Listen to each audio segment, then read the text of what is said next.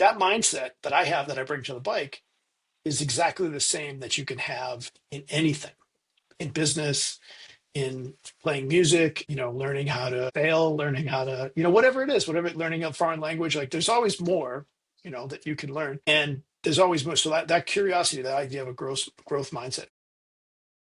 Hey, Chris, how are you? Pretty good. How are you doing? I'm good. I'm good. I'm doing very well. Here we are a week later and excited to get a chance to chat with you and talk about all the things that are happening. How's your week been? Yeah, it's been good. I mean, there's been a lot that's happened on the business front and a lot that's happened in the bike industry as well. So, yeah, well, a lot we could cover today, but I think no, it's been a productive week from our business side, and I think not all positive news in the bike industry, but it's definitely important stuff to cover.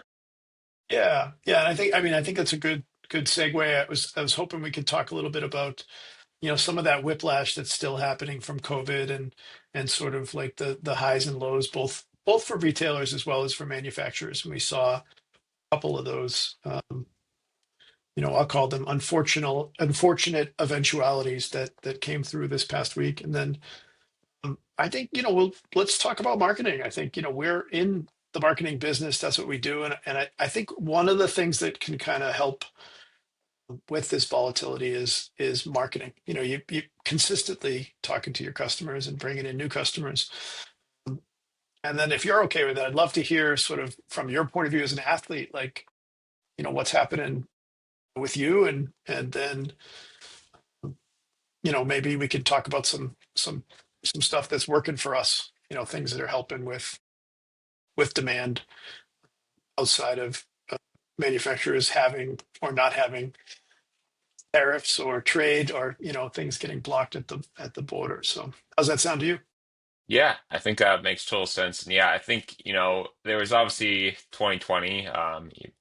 Looking back before that, it felt like comparatively things were relatively smooth. Obviously, it's a challenging industry to be in, but then 2020 hit and it was just incredible surge in demand in not just the bike industry, in many industries, and Mhm. supply chain became an issue. Bikes are obviously quite well simple compared to some other things, but also quite complicated in the sense that there's parts coming from a variety of companies, variety of places in the world, and yeah, no one was ready for that, and so it's just crazy surge in demand, and all these uh, all these brands ordered a ton of stock, and then there was a bust, and now we're in that post bust period where tariffs are a thing, where cost of living has massively increased, and so it's this constant struggle, and we have seen a lot of brands go under, some that have gone under and come back. For example, Revel,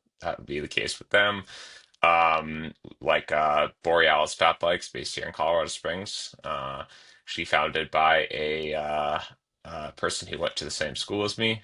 He's a little older than me, but they were the first to announce with the tariffs coming that they were not going to stop importing, and they very quickly closed after that. And so I think it gets to kind of how this relates to shops, because at the end of the day, um, there's direct to consumer brands, but a lot of this comes down on shops. So, with the cost of living increasing, with supply chain issues and everything, all of that inevitably hits shops, and then with tariffs, who's going to absorb the burden? And so that's a constant challenge. And is it spread evenly amongst people, or is it passed down to the shop? And how does the shop handle that? And so I think it's a challenging time, but I think that you're right that marketing can really do a lot to smooth it out, and also just smooth out the yearly lulls. Like, the winter season tends to be slower unless you also sell skis or winter gear, or you're in Florida, and you know if smoothing that out can go a long way to really setting you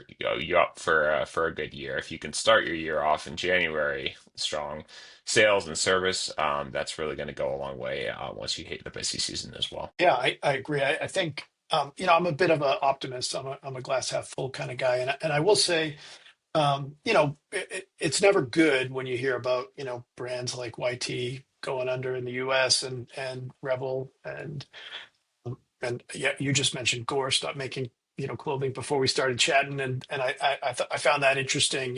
It's a pretty solid brand, and clearly back. Gore-Tex is a pretty exceptional product, and is in a lot of stuff. So interesting to me that these things are all happening, and I think it goes to the need for professionally run operations, both at the manufacturing level and the retail level. I think, if you're, shit happens. That's just, part of the deal. It's always, there's going to be ups, there's going to be downs. Obviously, COVID and the demand surge, and then the supply surge that was, and then again, with some of that withdrawal, both from a demand point of view and from a supply point of view. You've got these things are always going to happen. Maybe not. That's an exceptional case. I don't know that we should expect that, but we should expect volatility. I think volatility's been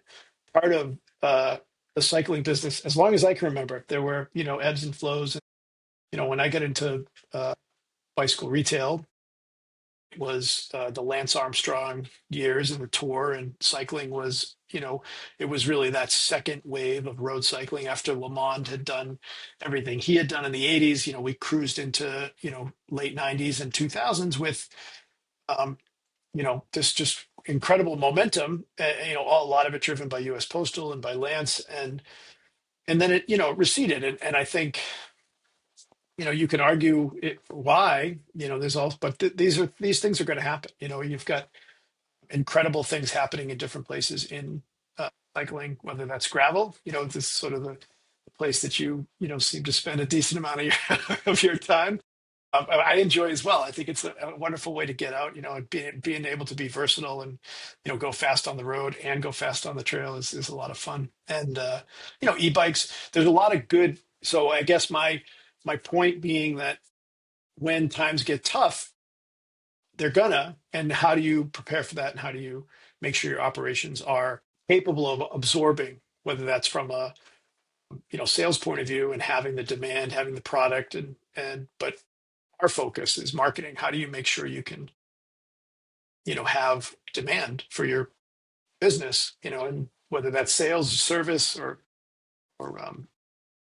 anything in between. Yeah, I think it's very easy, it's very easy to just jump on latest trends to kind of make spur of the moment decisions. And if it's say a panic, you're like, oh my gosh, look what's happening. Like we need to do this, or we're getting all this demand for these bikes. We're going to order a ton of them. And that's where I kind of think of it like coaching, where it's very easy to think, oh, I know what I'm doing. I can coach myself. But why the reason why I pay a coach is because I want somebody external to tell me when I need to back off, or when I like who can look at things objectively. And I think that's where it also helps having somebody, outside doing marketing and advising on your businesses.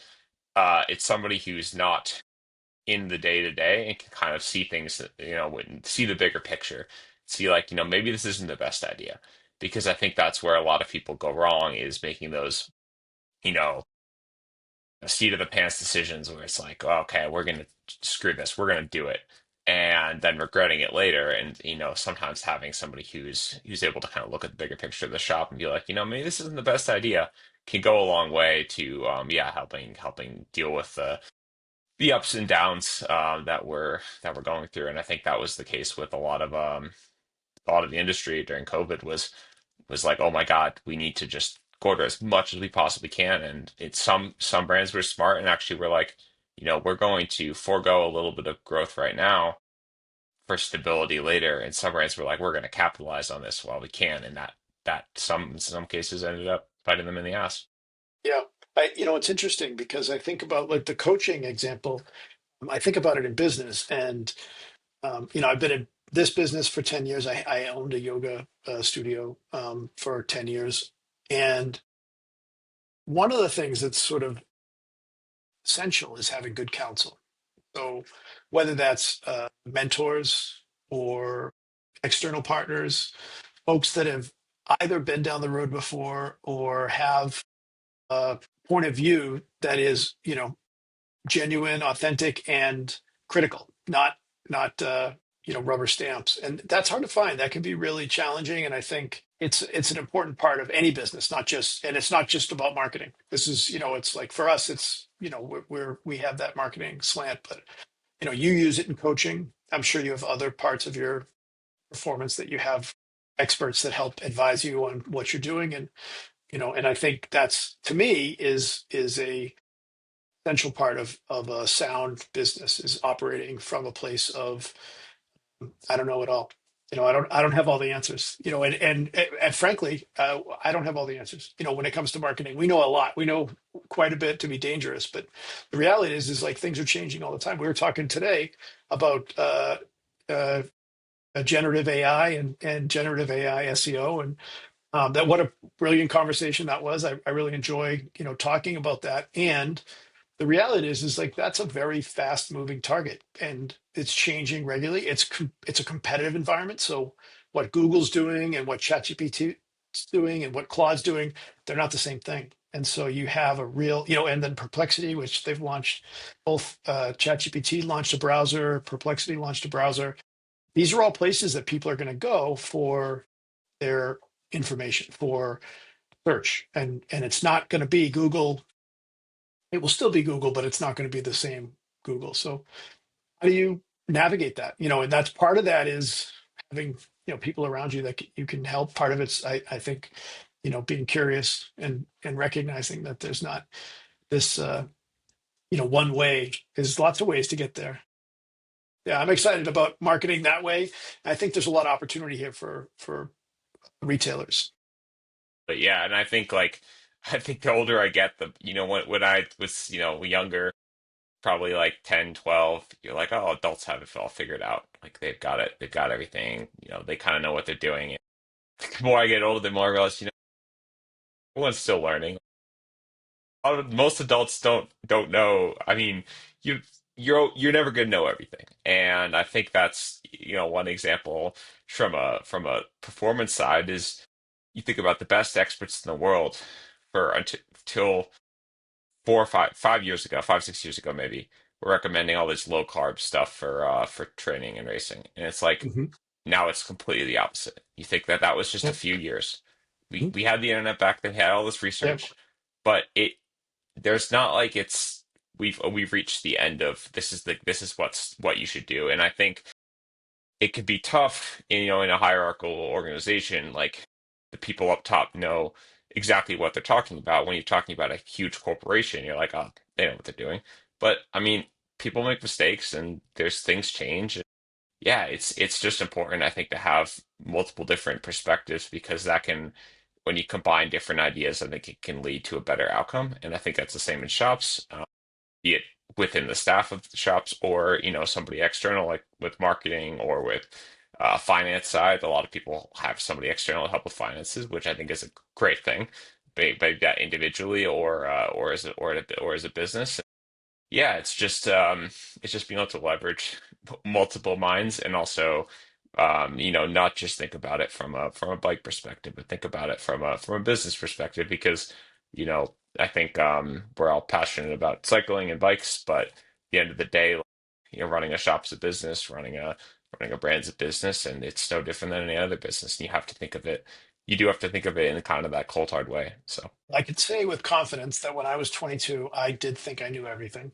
So I was a bit of a stubborn person. It took me a while to realize that I didn't, and think it's benefited me tremendously to I ask for help. That's one of the things. Like I and it's still hard to ask for help, but that is a Yeah, it's huge part of definitely that. hard for me too. And Yeah. it's definitely yeah, it is something interesting. I think I've really noticed as growing up, and I like just thinking about your perspective shifts on adults and it's like the adult in the room, and it's like, well, yeah, there's maturity, but there's also like even if you know quote unquote everything about a topic, you probably don't, and also there's so many other things that play into that very tangentially don't always affect it, but that probably have no clue about, and it's the same for everyone, which is cool. I mean, it's like, and that's where collaboration comes in, and I think that's why it's one of probably the most useful skills out there. Is if it's in your shop, like, and you're a junior mechanic, being willing to ask for help and working with another mechanic, or working with another salesperson in the shop to figure out, okay, what's the best way to lay out a display. Like there's this happens all the time, and it's a skill set that I think is yeah, more and more undervalued. And I feel like that's one of the biggest things that can go a long way to helping, you know, deal with issues where you don't know something and you're able to leverage other people. Yeah. It's funny. I had a conversation earlier this week. We had a really good talking about what we did this past week. There was a really great industry ride here in New England.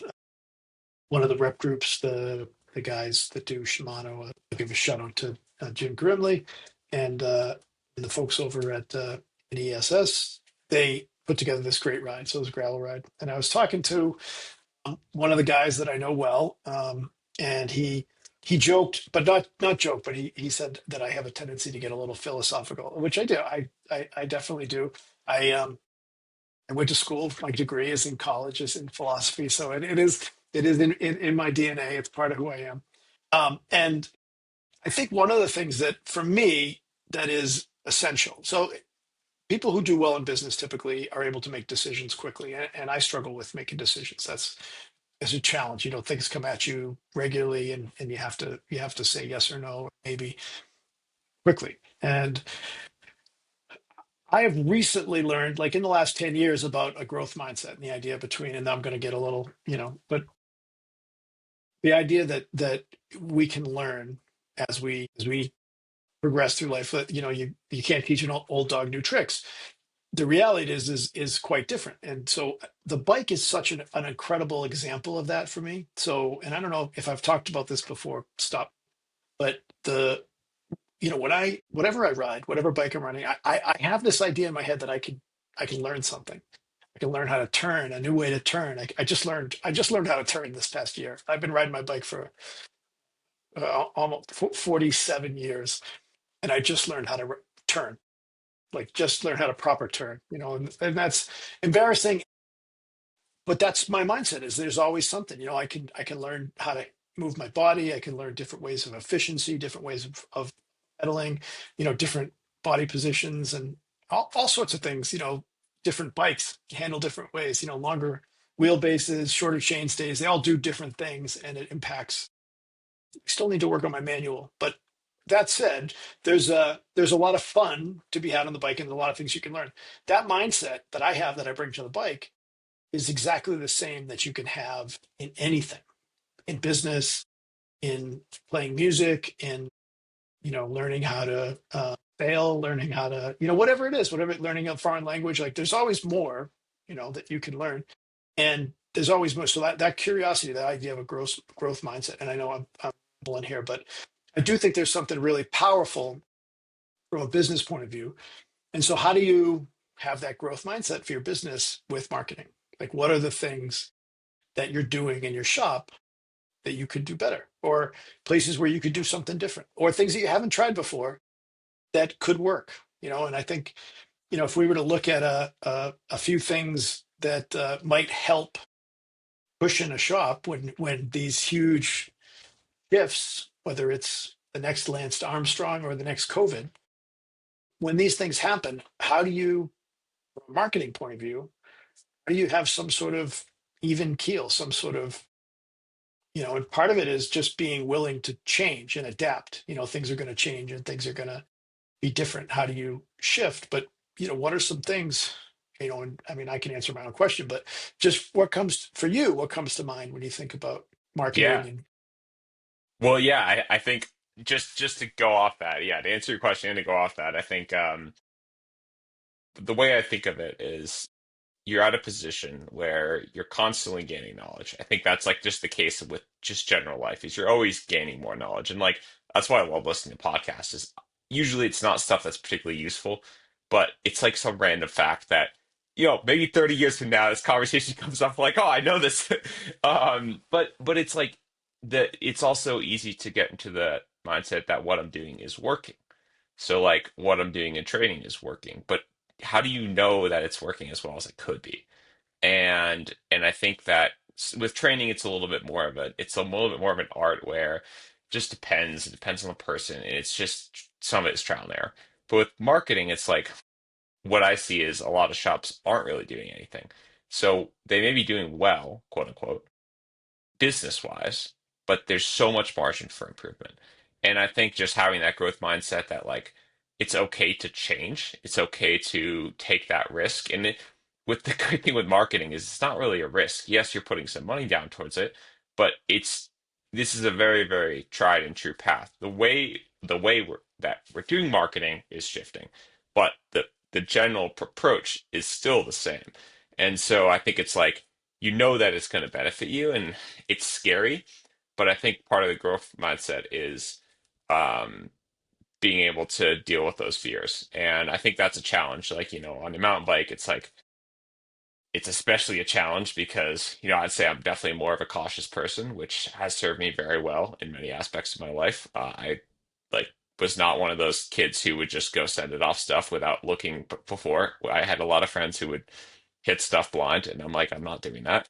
But also it holds you back. Like I think that skill wise, I have the skills, but like sometimes it's just like my mind shuts off. Whereas when I'm in a race, oftentimes it's like I can just go. Like I'm just dialed in, and then it's just like everything flows. And I think yeah, the great thing with marketing is it's a different sort of fear. It's like we know how to do this.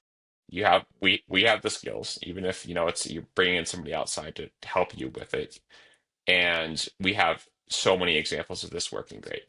And as you like to always say, no one's going to die if things don't happen perfectly. And I think that whereas okay, mountain biking, fortunately, we can't guarantee that. But with marketing, it's just like it's you have to try things and there's different ways of approaching it. But I think we know that it can make a big difference. And we know it's the space where people are leaving a lot on the table. And I do think that, just as an example, very basic thing, service reminders. This is something we talked about today with a client. Uh, if if you have a if you have a dentist and they don't ask you to rebook, say for example they're like a bike shop, they don't make you rebook your next dentist appointment for 6 months from now. Most dentists do, but say they don't, you're gonna forget about it. Like unless you're like someone who is so fastidious about your teeth, which I pro hate to admit I'm probably not. But if you get a text reminder being like, "Hey, it's been 6 months. You should probably book your appointment," which I do, then it's like, "Oh yeah, like I need to do this." And same with your bike. Like I I ride my bike enough to know that when things are bad, but also when you're riding your bike, things go downhill slowly. So it's like with the customer, it's like things slowly get worse. So you kind of get assimilated to it, and by the time they realize that things are really bad, it's kind of too late, and then it's going to cost them more. So if you can just get ahead of them and say, like, it's February, you need to get your bike serviced before the spring. Don't put it off. Like, do it now. It's quiet. You'll get it done quickly, etc. They're going to book it. They know they need to do it. It's just they're just forgetting about it. People have busy Yeah, lives, and yeah, something as simple as that, which a lot of shops aren't doing, can go such a long way. So yeah, I think it's not even taking a risk really. It's like it's just yeah, I think it's almost, it's common sense. It's just hard to wrap your head around putting up money up front for, seemingly no benefit, but we know it will be beneficial. So it's funny. You got me thinking of a few things, but one was sending it without looking, and you were the first time we went riding. I separated my shoulder. I sent it off a wall that I shouldn't you have. you had okay, but to be fair, you had seen that many times before, and then I that was had, more of yeah, a shit happens. yeah, yeah, and it does happen, and shit does happen. That's how And I recovered. I don't say as good as new, but pretty close. Um, when you were going down the path of talking about marketing and things changing, and then you were comparing it to training, I thought you were going to talk about just like how do you sort of like keep you know aware or focused, or like how do you know you're on the right path? And to me, the thing I thought of was measurement. And I think having some really good KPI is so valuable. So knowing what your, number of your orders were at different times of the year, your average orders, your Lifetime value. Yeah. average order value, and then lifetime value absolutely is like, so I think people can get caught up in market, and I think we're doing a great job with the folks that we're working with. We're delivering ROI almost, if not immediately, like it's within a month, they're seeing really solid results. But the the idea that you just look at like a customer comes in and you just look at that one transaction. So if it costs me, you know, $50 to bring someone in and they spend 125 and my margin's only 30%, I broke even. Yeah, that's true. And if you treat that customer well, that's a new customer that wasn't in your store before. And the people buy from folks that they know and trust. And so now they know you and they trust you. And now, that's, I guess, sort of worst case scenario, but so far, most of the business that we've been bringing in is actually exceeding the ROI. So I'm optimistic that that's a way forward. And then the other thing that I kind of, you got me thinking of is really two ways, right? When you're thinking about your business, like how do I grow my business? How do I make sure my business is even? How do I mitigate some of these ups and downs?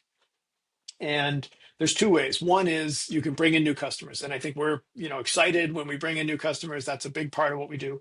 It's a lot more expensive to bring in new customers. You have to pay to get them in the store. You have to get some kind of marketing in front of them. I mean, you should be. Not everyone does, but we have this conversation regularly. People don't always do marketing, or they're doing some social media posts, and that's marketing. It's I don't. Social media is nice. It's good. It's important, and that's not a marketing strategy. That's social media. But the other way to bring in revenue and to keep things even is to engage with your existing clients. Those are the people that are much more likely to buy from you again. And to your point, have you heard from me lately? So like when the service is the service reminder going out, some folks are really good about it. We see that. What are the other triggers that will bring people into the shop? Seasonal lights. We're getting out, riding with. I'm in just outside of Boston. We're riding with lights. Like that's everything changes. There's no more weeknight rides. Summer's gone, but that doesn't stop the wheels from spinning. It's just you put light on a helmet, light on the bars. So we'll go until the snow doesn't let us go anymore. And so, what are those things? Whether that's what kind of email engagement are you doing? What are you doing to bring people into the shop?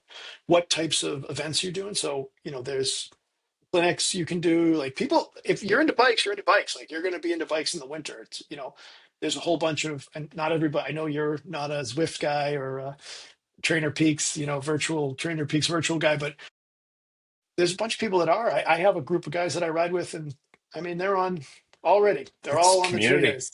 Yeah, and they're People want riding together. community. They're on Discord in the morning. They're riding the bikes in the same. They're racing on Swift, and they're having a blast. I see the momentum. I see them excited. Everybody's jazzed, and they're having a good time. And so they do a TT series, and I mean it's going. So that's not impossible for a shop to do. So that you think about these things. What are those things? It's not just about an offer. It's not just about a promotion. It's there's other ways to engage. So I think these things to me are essential for moving forward, and then also adjusting. You're not going to get right on the first, but if you don't do it, it's not going to happen. Well, I think there's so many intangibles. So like just talking about community, I think that is really important. And then just from an athlete perspective, community and KPIs and how those are related. From an athlete perspective, it can be challenging because my goal is, okay, how can I provide benefit? How can I provide value to a sponsor? And some of that is tangible, like you could track with Google Ads, for example, as a shop, and as for us as a marketing agency. And some of it is intangible. And some of it is that community element where you're interacting with people, you answer a question for them, and suddenly the way they think about your sponsors is like, oh, this sponsor, I like this guy. Like he took the time to answer my question. I might take a look at what his sponsors are doing, or at a race you interact with somebody, and then, or for example, you interact with somebody online and then they tell one of their friends. And there's a lot of this intangible stuff through just community that goes a long way. And as a shop, there's KPIs that we can track, very firmly, like conversions on Google Ads. But there's also stuff beyond that. And so there's obviously, SEO and things which aren't can't be quite as well tied to sales and stuff like that. But even just community, and you think about if you're hosting events and you're doing a good job, you're bringing community, you're also creating a perspective on your shop and a narrative around your shop. Like, oh, this is the shop that everyone just loves to go hang out at. And people, that word starts to spread. More people are likely to come in, and that goes a long way. And that's not something you can necessarily track that easily, but you'll notice it. And I think it's important to think of that as well, that there just are these intangibles, that things that don't cost any money. I mean, running in a basic event like a group ride, uh doesn't cost you any money, and honestly it's yeah. No, I was just going to say, like, as far as measurement goes, there are some KPI that I would attach to those. So you can look at your search metrics. So Google search, you can look at your search metrics. I'm pretty sure, and hold me to this. So next week when we have this, we'll follow up. But I'm pretty sure you can look at store visits from search, so not just from ads, but also from search. So you should be able to understand like how many people searched, found you, came into the store. So that's one. I think when it comes to influencer, now these tools are expensive. I don't think they're going to be as expensive forever, but social listening tools, which are, tracking the comments in, the mentions of a shop or the mentions of a brand, looking at the different folks that are mentioning you. So not just the audience, but the influencers themselves. There's, and then where do they go? Like you're looking at the links and looking at what. So I think there are, even with that, as much as I agree with you, that it's a tougher. And then, in the shop. So like, how many people showed up for the ride?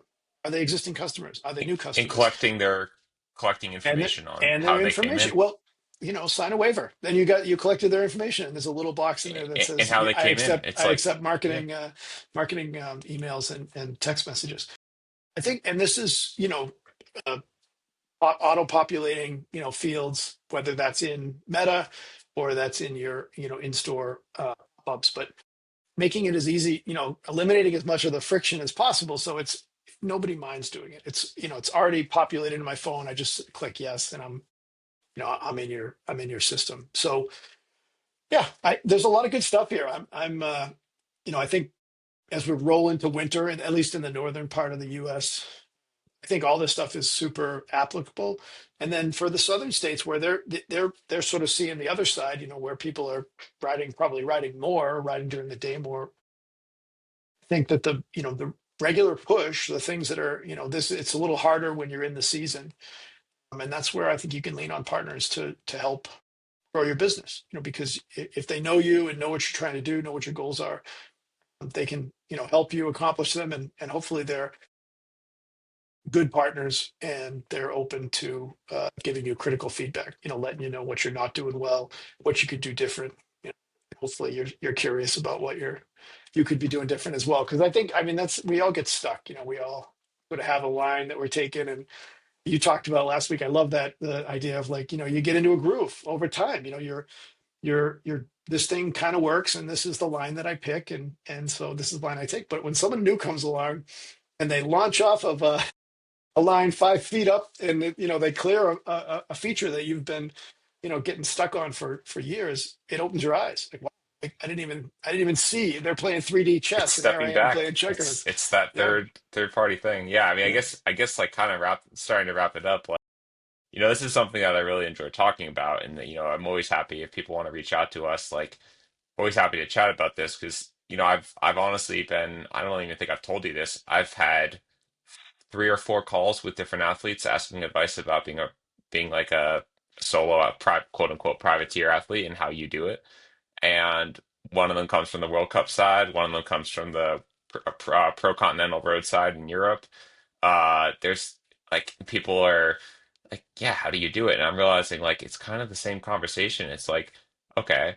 it's a different direction, I guess. It's from a different perspective, but it's still the same idea, and it's really interesting to talk to people because I'm still learning, but also like I'm probably a little bit further along than they are because I have a few years more experience. And the great thing is just looking to other people so that you don't make the same mistakes they made. And that goes such a long way. And even if you've been doing it for 30 years, there's still chance to say, hey, I want to start doing, focusing more on my marketing. How do I do this? Engaging with somebody who can is knowledgeable in a way that isn't just trying to, help you, but also is trying to teach you and show you, okay, this is what you don't want to do. Like, let's not make the same mistake that a lot of other people make because it'll just save you time. And I think the great thing is just about this industry to wrap up is people are friendly and people want to help. And I think people also realize that it's not a industry where most people are making billions and billions of dollars.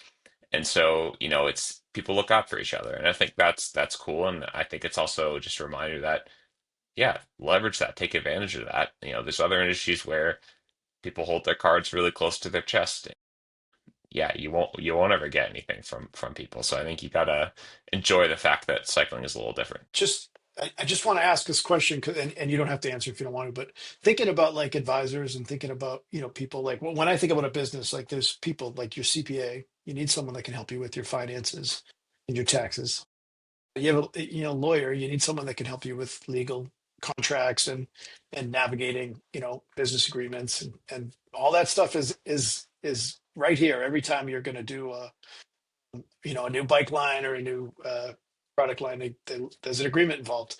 And then, I think marketers are, somebody in that realm. I think it's a really important part. Growing your business is super important. Just like sales, you have sales reps that come in, they can help you sell. So that's what. But if you don't mind, what does your team look like as an athlete, not Yes. as a marketer, as an athlete? Well, I do want to say as a marketer, having a boss that is, he also wants me to learn. This is obviously Brendan is really important because I think like it's exactly the same sort of relationship where it's, we're both learning in different ways. You're obviously way more advanced than I am, but we also both bring different perspectives, and I think that's beneficial. And it's the same way for a shop. But yeah, I guess on the athlete side, I mean, I have a coach. I actually switched coaches this year, which was scary. I had a same coach since I started being coached like 8 years ago, and I really like him, but I decided to make a switch just because I wanted something fresh, and I wanted to, as I said, try something new and see, maybe what I'm doing isn't the best. And it was just exciting, and so yeah, that's been really good. And then he actually just got hired by Decathlon AG2R World Tour team, which is pretty cool. So he's moving to France, and yeah, and then I've Congratulations to got a him. yeah, it's very exciting. I got a sports psychologist who I work with, and that's partly sports related and partly just everyday life related. And I will say that so it's Sarah Mitchell from Enso Mental Performance, and she works with a lot of top cyclists. And one of the big things is that the events I do are very, very mentally challenging, and that's the biggest thing. But I To don't think say the that's too. least. To say the That's least. that's not too different from, it's like so you're owning a shop. There's a lot of pressure.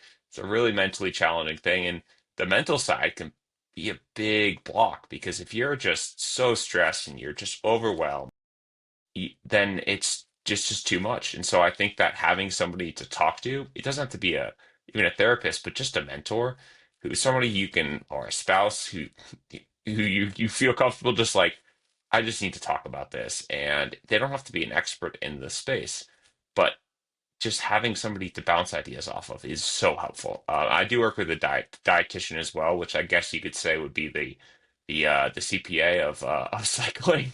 Um, but and again, it's like it's it's stuff that's not complicated, right? But it's having that external set of eyes and like just a foundation to grow off of because and he's the same way. He doesn't want to work with me for a long term.